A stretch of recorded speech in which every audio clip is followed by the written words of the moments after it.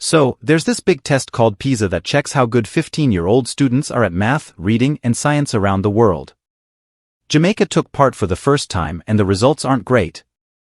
The scores show that Jamaican students did worse than the average in every subject.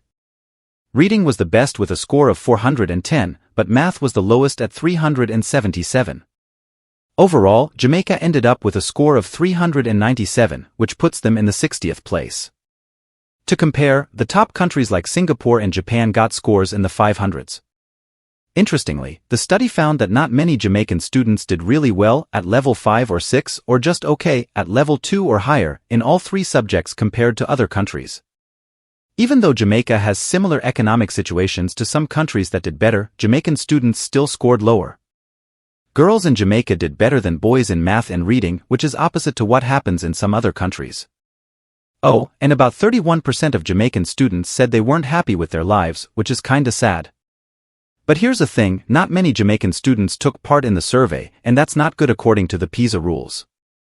The test was supposed to happen in 2021 but got delayed because of COVID-19.